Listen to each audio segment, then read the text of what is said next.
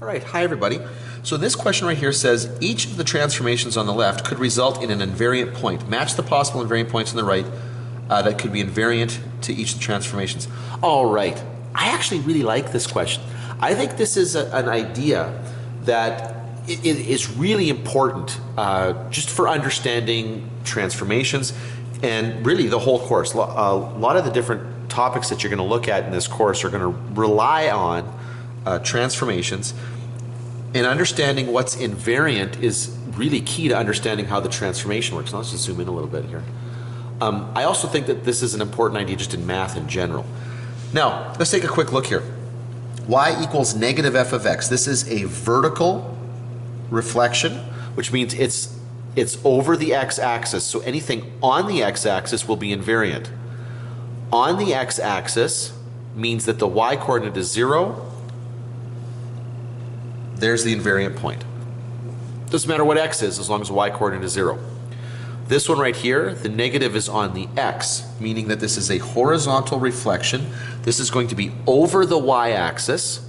Okay, so it's going to be a swap this way.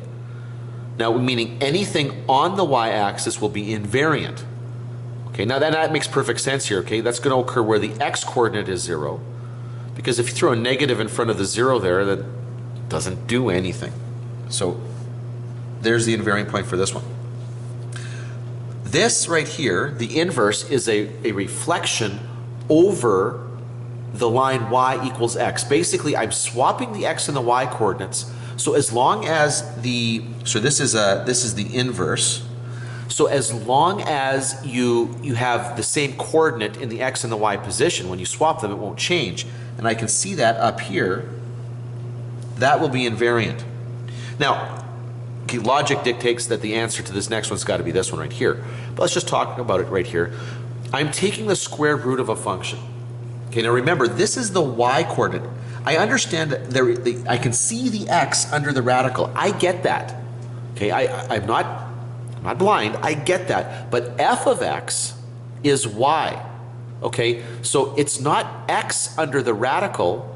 X is within this function here. It becomes the y-coordinate first before it gets square rooted. So what's happening here is we are only taking the square root of the y-coordinate. Now let's think about it. What number doesn't change when you take the square root of it? Well, there are two of them. Okay, there are two of them. It's going to be 1 and 0. So actually, yes, this one points to here because the square root of 1 is 1. But actually, it's also going to point to here because the square root of 0 is 0. So this square root function wouldn't change either one of those. This is our radical transformation. I like that. That's a good question.